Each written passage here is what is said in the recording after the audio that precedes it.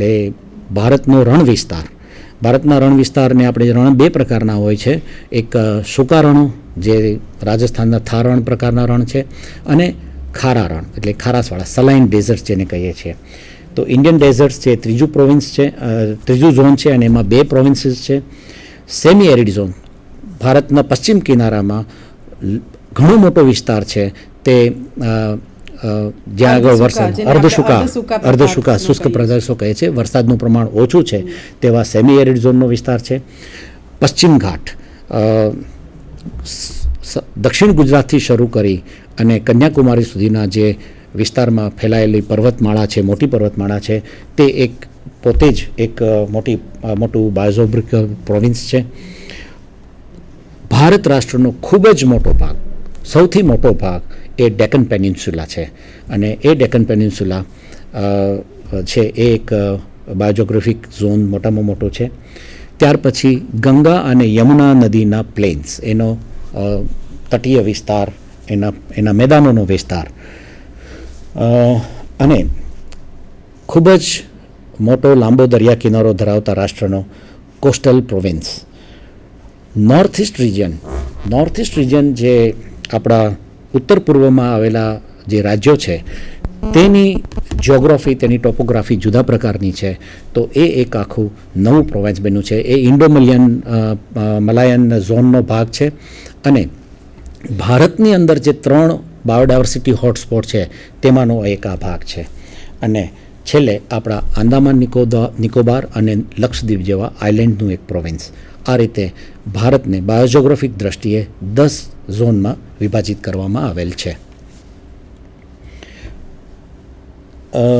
મિત્રો, તમારા સ્ક્રીન પર તમે પાઠક સાહેબે જે વર્ણવ્યા તે જુદા જુદા ઝોન્સ જોઈ શકો છો, જેમાં પશ્ચિમ કિનારાનો વિસ્તાર, પૂર્વ કિનારાનો સમુદ્રનો વિસ્તાર, ગુજરાત, રાજસ્થાન અને મધ્યપ્રદેશનો કેટલોક ભાગ, દિલ્હી સાથેનો ભાગ, તમે બહુ ક્લિયર કટ એ ઝોન પણ જોઈ શકો છો. હિમાલયનો વિસ્તાર તમને દેખાય છે, અને એની સામે તમે જુઓ કે પૂર્વ હિમાલયનો જે વિસ્તાર છે એક જુદો ઇકોઝોન છે, એક રિજન છે જુદો, કારણ કે પશ્ચિમ હિમાલય અને પૂર્વ હિમાલય એ બંનેની ભૌગોલિક પરિસ્થિતિ, ખાસ કરીને ક્લાઇમેટિક પરિસ્થિતિ છે, એક વિશિષ્ટતાવાળી છે, અને એને લીધે તમે પશ્ચિમ હિમાલય અને પૂર્વ હિમાલયમાં જીવસૃષ્ટિમાં પણ વિશિષ્ટતા અને જુદી લાક્ષણિકતાઓ જોવા મળે છે.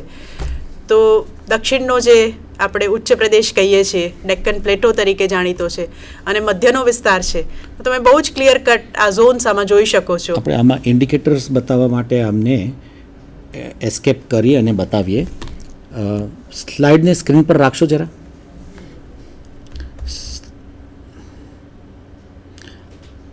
આ વિસ્તાર છે તે ટ્રાન્સ હિમાલયન ઝોન છે, અને આ જે ગ્રે કલરનો વિસ્તાર છે અહીંયા પશ્ચિમ હિમાલય અને પૂર્વ હિમાલય એ હિમાલયન ઝોન છે. આ વિસ્તાર જે છે મસ્ટર્ડ કલર જે છે તે વિસ્તાર આપણો ઇન્ડો ગેન્જેટિક પ્લેન અથવા યમુના અને ગંગા નદીના પ્લેનનો વિસ્તાર છે. એ પ્રોવિન્સ છે, એ ઝોન છે, સોરી પ્રોવિન્સ નહીં. આ વિસ્તાર જે છે તે ઉત્તર પૂર્વના રાજ્યોનો આસામ, મેઘાલય, મણિપુર, નાગાલેન્ડ, ત્રિપુરા, મિઝોરમ, એનો જીવસૃષ્ટિ જુદા જ પ્રકારની છે. આપ સૌ જે લોકો વન્યજીવ સૃષ્ટિમાં રસ ધરાવે છે એમને ખ્યાલ હશે, બ્રો એન્ટલર ડિયર અથવા તો થામિન ડિયર તરીકે આપણે ઓળખીએ છીએ, તે ફક્ત આ વિસ્તારમાં થાય છે. એ આ જે ચિકન નેક પછીનો જે ભારતનો વિસ્તાર છે એના પશ્ચિમ બાજુ એ પ્રકારના હરણ થતા નથી. હુલોક ગિબન, ગોલ્ડન લંગૂર, આવા બધા ઇન્ડિકેટિવ સ્પીસીસ છે તે આ વિસ્તારમાં થાય છે, અને તે રીતે એ મુખ્ય ભારતથી જુદા પડે છે. ભારતના રણનો વિસ્તાર જે રાજસ્થાનનો ભાગ, આપણો ઉત્તર ગુજરાતનો થોડો ભાગ અને આખા કચ્છનો વિસ્તારનો એમાં સમાવેશ થાય છે, તે ડેઝર્ટ ઝોન છે. અને Punjab, part of Haryana, part of Delhi, part of Madhya Pradesh અને ગુજરાત એ બેઝિકલી સેમી એરિડ બાયોજોગ્રાફિક ઝોનમાં આવે છે. આ બ્રાઉન કલરનો જે વિસ્તાર છે તે આપણો પશ્ચિમ કિનારો અને પશ્ચિમ કિનારા પર આવેલો વેસ્ટર્ન ઘાટ, એ પશ્ચિમ ઘાટનો પ્રોવિન્સ ઝોન છે. અને સૌથી મોટો જે બાયોજોગ્રાફિક ઝોન છે તે ડેક્કન પ્લેટો. અને આ ઉપરાંત જે વાયોલેટ કલર પર્પલ કલરમાં જે બતાવેલા છે તે આપણા કોસ્ટલ વિસ્તારો છે.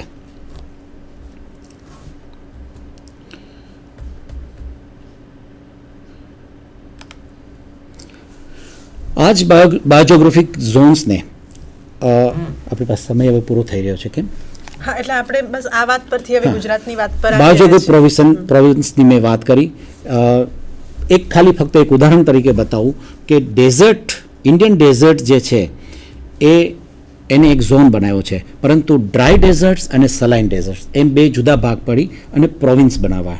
એટલે ઇન્ડિયન ડેઝર્ટ ઝોનને ડ્રાય ડેઝર્ટ જે આપણા ઉત્તર ગુજરાત અને રાજસ્થાન વિસ્તારમાં છે, અને કચ્છનું નાનું રણ, કચ્છનું મોટું રણ, એ બંને સલાઇન ડેઝર્ટ છે. એ જુદા પ્રકારના ડેઝર્ટ છે.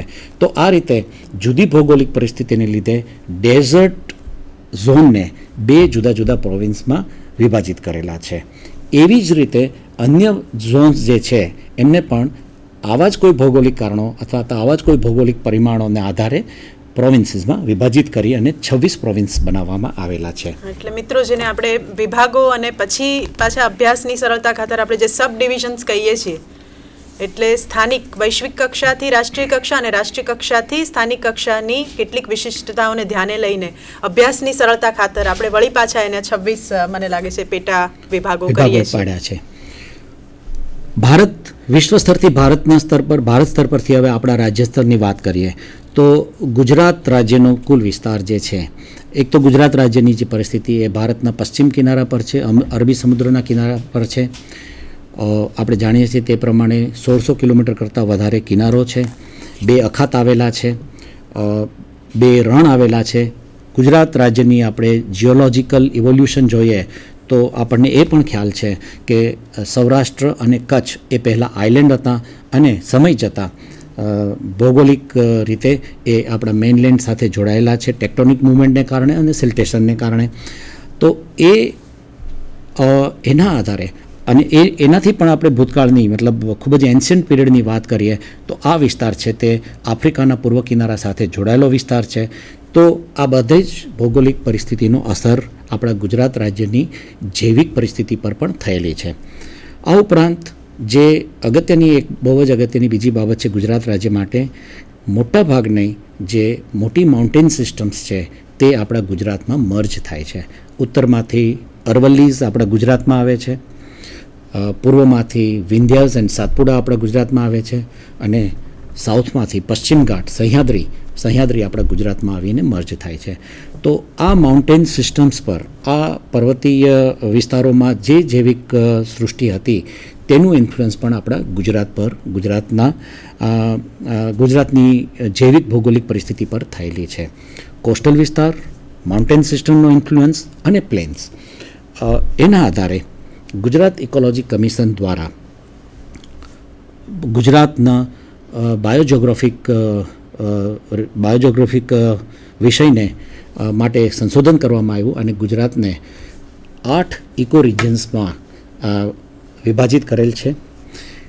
અહીંયા મારે એટલું એક કહેવાનું રહે કે આ અભ્યાસમાં ભૌગોલિક પરિસ્થિતિ, જેના ભાગરૂપે જિયોલોજિક અને ટોપોગ્રાફિક પરિસ્થિતિ, સોઇલ ટાઇપ્સ અને ક્લાઇમેટ, આ પરિમાણો, આ ક્રાઇટેરિયાને ખૂબ જ મહત્ત્વ આપવામાં આવેલું છે. પરંતુ જે જૈવિક સમૂહો અને જૈવિક સમુદાયોનું જે વિતરણ છે અથવા તો એનું ડિસ્ટ્રીબ્યુશન છે તેના ઉપર એટલો ભાર આપવામાં આવ્યો નથી. એટલા માટે આપ જોશો કે ઇકો રિજિયન્સના જે નામ છે તે જિયોલોજિકલ અથવા તો ઇડાફિક ફેક્ટર્સ અથવા સોઇલ સાયન્સના જે ફેક્ટર્સ છે તેના આધારિત આ ઇકો રિજિયન્સ બનાવવામાં આવ્યા છે. જલ્દીથી હું એના નામ બતાવું તો નોર્ધન રોકી હાઇલેન્ડ, જે ગુજરાતના 12% ભૌગોલિક વિસ્તાર છે એ નોર્ધન રોકી હાઇલેન્ડ તરીકે ઓળખવામાં આવેલ છે. સધર્ન રોકી હાઇલેન્ડ્સ 7%, 60% વિસ્તાર છે. Northern alluvial plains, central alluvial plains, Banni છે મોટું ગ્રાસલેન્ડ હતું પણ એને પણ રણની સાથે રાખેલ છે. રણ અને બન્ની કચ્છનો વિસ્તાર. અને અત્યારને એક માહિતી આપી દઈ શકું કે બંને રણ અને બન્ની એ 3 ભેગા કરીને એક બાયોસ્ફિયર મેનેજમેન્ટ યુનિટ પણ બનાવવામાં આવેલું છે હમણાં, અને બાયોસ્ફિયર યોજનાનો અમલ ત્યાં થઈ રહ્યો છે. પેનિન્સુલા કચ્છ, પેનિન્સુલા સૌરાષ્ટ્ર અને કોસ્ટલ ઝોન્સ ઓફ ગુજરાત, આ પ્રમાણે ગુજરાતના ઇકો રિજિયન્સને વિભાજિત કરવામાં આવેલ છે. મારી દૃષ્ટિએ હજુ જ્યારે આ જ અભ્યાસને સંશોધનથી હજી થોડા વધારે આગળ લઈ જઈએ અને તેમાં જૈવિક પરિમાણોને પણ આપણે જો એની સાથે સંકલિત કરીએ તો ગુજરાતની બાયોજોગ્રાફી છે એના વિશે આપણને વધારે માહિતી મળી શકે તેમ છે. સંશોધનથી આપણે તેના વિશે વધારે જાણી શકીએ તેમ છીએ.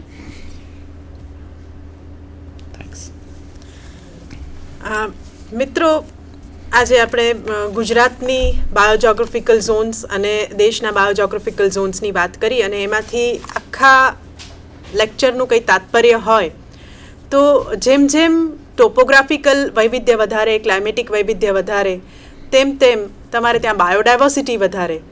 એટલે મજાની વાત એ છે કે પાઠક સાહેબે જે રીતે આપણને સ્ટેટિસ્ટિક્સ આપ્યા એ રીતે ભારત અનેક જુદી જુદી પ્રજાતિઓનું ઘર છે, આશ્રયસ્થાન છે.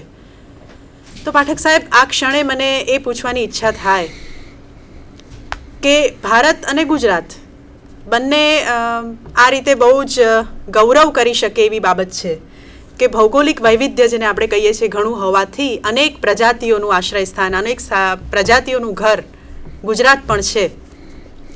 છતાં પણ જેને આપણે રાષ્ટ્રીય કક્ષાએ કે આંતરરાષ્ટ્રીય કક્ષાએ માન્ય ગણ્યું છે કે 33% જેટલી આપણી જમીન જંગલો હેઠળ હોવી જોઈએ. ગુજરાતમાં આટલું બધું જૈવિક વૈવિધ્ય હોવા છતાં પણ શા માટે પાઠક સાહેબ એવું છે કે આપણે માત્ર 9% વિસ્તારમાં જ જંગલો છે, અને વન વિભાગ આપણો આટલો બધો સતત પ્રયત્નશીલ છે, કાર્ય તત્પર છે, અને છતાં પણ આપણે કેટલીક બાબતોમાં પાછા પડીએ છીએ. તો આપ એક વન વિભાગના વરિષ્ઠ અધિકારી તરીકે અમારા વિદ્યાર્થીઓને આ બાબતે શું વાત કરી શકશો? હા, એ વાત સાચી છે કે જે આપણે ફોરેસ્ટ ઇકોસિસ્ટમની વાત કરીએ, ફોરેસ્ટ હવે આપણે કારણ કે બાયોજોગ્રાફિક દ્રષ્ટિએ આપણે ફોરેસ્ટ અને આપણી જીવસૃષ્ટિને સમજવાનો પ્રયત્ન કરીએ છીએ, એટલે ફોરેસ્ટને આપણે એક ઇકોસિસ્ટમ તરીકે પહેલાં સમજીએ કે જ્યાં વૃક્ષોનો સમૂહ હોય, વૃક્ષોના સમુદાય હોય, મોટા પ્રમાણમાં હોય વિસ્તાર, એને આપણે ફોરેસ્ટ કહીએ છીએ. તો આવા ફોરેસ્ટનું પ્રમાણ આપણે ત્યાં ઓછું છે. આવા ફોરેસ્ટ ઓછા હોવાનું મુખ્ય ભૌગોલિક કારણ કયું છે? તો સૌરાષ્ટ્રનો એરિડ વિસ્તાર ખૂબ જ મોટો જે શુષ્ક પ્રદેશ છે તે છે કે જ્યાં વૃક્ષોનું પ્રમાણ ઓછું છે.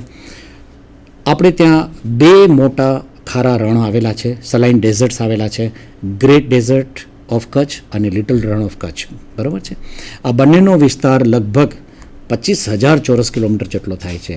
એટલે ગુજરાતને જ્યારે ભૌગોલિક વિસ્તારની દ્રષ્ટિએ આપણે જોઈએ છીએ ત્યારે આ મોટો શુષ્ક વિસ્તાર, કચ્છનો પેનિન્સુલાનો જે મોટો શુષ્ક વિસ્તાર છે તે, અને 2 મોટા રણ, એ ગુજરાતના કુલ ભૌગોલિક વિસ્તારનો મોટો ભાગ બનતો હોવાથી આવા વિસ્તારોમાં વૃક્ષાચ્છાદિત વનસ્પતિ નથી હોતી.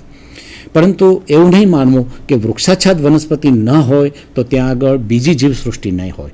તો આપણે ફોરેસ્ટની દ્રષ્ટિએ પુઅર છીએ, we are forest poor state. આપણે જે વાત કરી તે સાચી છે કે આપણે ફક્ત 9% વિસ્તાર જ જંગલો છે, અને ખરેખર જ્યારે વૃક્ષોનું આવરણ જોઈએ તો એ 6% કરતાં થોડો વધારે થાય છે. કોસ્ટલ એરિયામાં ચેરના જંગલો અને આપણી પૂર્વ પટ્ટીના જંગલો એ અને ગીરનો વિસ્તાર, આ આપણા મોટા જંગલના વિસ્તારો છે જે આપણા 6% વિસ્તાર બને છે, વૃક્ષાચ્છાદિત વિસ્તાર. સેટેલાઇટ સ્ટડીઝ પ્રમાણે 6 કરતાં વધારે છે થોડો, અને કાયદાકીય દ્રષ્ટિએ આપણે 9% વિસ્તાર કર્યો છે. પરંતુ જે રણનો વિસ્તાર છે જેને આપણે સલાઇન ડેઝર્ટ કહીએ છીએ, એ આપણા ડ્રાય ડેઝર્ટ્સ નથી, સલાઇન ડેઝર્ટ્સ છે. એ દર વર્ષે વરસાદના પાણીથી ભરાય અને જળપ્લાવિત વિસ્તાર બને છે, અને ત્યાં ખૂબ જ સમૃદ્ધ જૈવિક સૃષ્ટિ, ખાસ કરીને એક્વેટિક ફોના એટલે કે પાણીના પ્રાણીઓ અને એના ઉપર નભતા પક્ષીઓ, એની ખૂબ જ સમૃદ્ધ જૈવિક સૃષ્ટિ બને છે. આને જ કારણે આપણે ફોરેસ્ટની દ્રષ્ટિએ પુઅર છીએ, પણ પૂરા રાષ્ટ્રના જે પ્રોટેક્ટેડ એરિયા એટલે કે જીવસૃષ્ટિના સંરક્ષણ માટે જે આપણે પ્રોટેક્ટેડ એરિયા જાહેર કર્યા છે તેમાં આપણે બીજા ભારતના રાજ્યો કરતાં આગળ છીએ. ભારતના સ્તરે લગભગ 4% 4.5% જેટલા વિસ્તારને આપણે પ્રોટેક્ટેડ એરિયા વિસ્તાર તરીકે જાહેર કરેલ છે. 580 જેટલા પ્રોટેક્ટેડ એરિયા છે.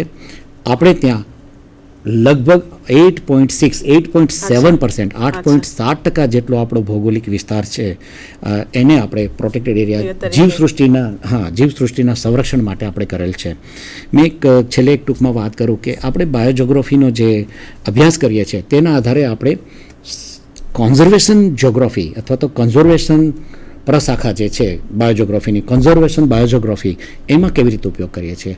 તો આપણી જીવસૃષ્ટિનું વિતરણ કઈ રીતે છે અને કઈ જીવસૃષ્ટિ કેટલી અગત્યની છે એના રેરિટી સ્ટેટસ પ્રમાણે, એના એબન્ડન્સ પ્રમાણે એ સમજી અને આપણે કન્ઝર્વેશનનું નેટવર્ક આપણે ઊભું કરીએ છીએ, પ્રોટેક્ટેડ એરિયા નેટવર્ક બનાવીએ છીએ. આપણા ગ્રેટ ડેઝર્ટ્સમાં ફોરેસ્ટ નથી પણ આપણે સેન્ચ્યુરી બનાવેલી છે. લિટલ રન ઓફ કચ્છમાં ફોરેસ્ટ નથી એટલે કે વૃક્ષાજાતિત વનસ્પતિ નથી, પરંતુ ત્યાં આગળ એવા પ્રકારની જીવસૃષ્ટિ છે જે ખૂબ અગત્યની છે. ઘુડખર છે, ત્યાંના જે કચ્છમાં જ થતા એન્ડેમિક ઝીંગા છે, તેમાં આવતી ખૂબ સમૃદ્ધ પક્ષીઓની સૃષ્ટિ છે.